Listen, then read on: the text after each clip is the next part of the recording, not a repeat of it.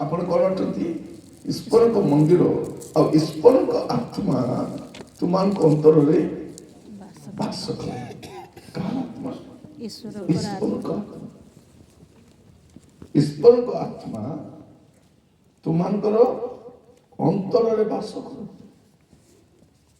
ମଣ୍ଡଳୀର ବିଶ୍ୱାସୀ ମାନେ ଜାଣିବା ଦରକାର, ଖ୍ରୀଷ୍ଟ ବିଶ୍ୱାସୀ ମାନେ ଜାଣିବା ଦରକାର, ଖ୍ରୀଷ୍ଟିଆନ ପୁଅ ଝିଅ ଜାଣିବା ଦରକାର ଯେ ସେମାନଙ୍କର ଅନ୍ତରରେ କିଏ ବାସ କରନ୍ତି? ଈଶ୍ୱରଙ୍କ ଆତ୍ମା ବାସ କରନ୍ତି। ସେ ଆତ୍ମା କେମିତି ଆତ୍ମା? ଆପଣ ଦେଖିବେ ଜହନ 16 ପର୍ବ ତାର 13 ପଦରେ ଦେଖିବେ, ଜହନ 16:13 ଲେଖାଯାଉଛି, କିନ୍ତୁ ସେ ଅର୍ଥାତ୍ ସତ୍ୟମୟ ଆତ୍ମା ଆସିଲେ। ସେ ଆତ୍ମା କେମିତି ଆତ୍ମା? ସତ୍ୟମୟ ଆତ୍ମା ଆସିଲେ ସେ ପଥ ଦେଖାଇ ତୁମମାନଙ୍କୁ ସମସ୍ତ ସତ୍ୟତାରେ ପ୍ରବେଶ କରାଇବେ। କାରଣ ସେ ଆପଣା ଠାରୁ କଥା କହିବେ ନାହିଁ, ମାତ୍ର ଯାହା ଯାହା ଶୁଣିବେ ସେ ସବୁ କହିବେ, ପୁଣି ଆଗାମୀ ବିଷୟ ସବୁ ତୁମମାନଙ୍କୁ ଜଣାଇବେ। ପବିତ୍ର ଆତ୍ମା କ'ଣ କରିବେ? ସେ ସତ୍ୟମୟ ଆତ୍ମା, ଆଉ ସେ ସମସ୍ତ ସତ୍ୟତାରେ ଆମମାନଙ୍କୁ କରାଇବେ। ସେ କ'ଣ କରିବେ? 8 ପଦ ଦେଖିବେ, ସେ ଆସି ପାପ, ଧାର୍ମିକତା ଓ ବିଚାର ବିଷୟରେ ଜଗତକୁ ପ୍ରମାଣ ଦେବେ। ପବିତ୍ର ଆତ୍ମା କ'ଣ କରିବେ? ଆମମାନଙ୍କୁ ପାପ ବିଷୟରେ ଜଣାଇବେ। କୋଉଟା ପାପ? ପବିତ୍ର ଆତ୍ମା ଯଦି ଆପଣଙ୍କ ଭିତରେ ଥିବେ, ସେ କ'ଣ କରିବେ? ପାପ ବିଷୟରେ ଜଣାଇବେ। ପାପ, ଏଇଟା ପାପ, ଏଇଟା ପାପ, ଏଇଟା ପାପ। ନହେଲେ କ'ଣ କରିବେ? ସେ ସବୁ କରି ପକାଇବେ। ସେ କ'ଣ କରିବେ? ଆମମାନଙ୍କୁ ପାପ ବିଷୟରେ, ଧାର୍ମିକତା ବିଷୟରେ, ବିଚାର ବିଷୟରେ ଜଣାଇବେ। ସେ ଆମ ଭିତରେ ଥିବେ। ପ୍ରଭୁ ଆଜି ଆମକୁ ଅନୁଗ୍ରହ କରନ୍ତୁ ଏ ବାକ୍ୟ ବୁଝିବା ପାଇଁ।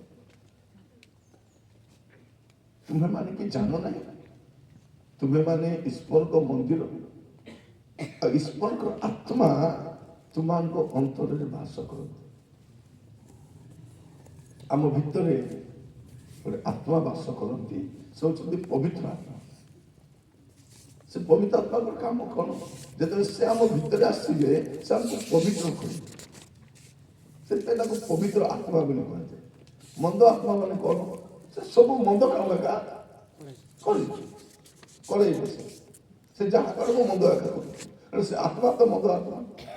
କିନ୍ତୁ ପବିତ୍ର ଆତ୍ମା ଯଦି ଆପଣଙ୍କ ଭିତରେ ଥିବେ, ସେ ଆପଣଙ୍କୁ କ'ଣ କରେଇବେ? ପବିତ୍ର କାମ କରେଇବେ। ମୋର ଭାଇ ଭଉଣୀ ମାନେ ଆପଣ ମନେ ରଖିପାରନ୍ତୁ, ଆମେ ଯେ ଜଗତରେ ବାସ କରୁଛୁ, ଚାରିଆଡେ ପାପ, ଚାରିଆଡେ ମନ୍ଦତା। ଆପଣ ଯୋଉଠି ଯାଆନ୍ତୁ, ପାପ ନଥିବା ଜାଗା ଏମିତି କୋଉଠି ଅଛି? ଆପଣ ଯଦି ଦେଖିବେ,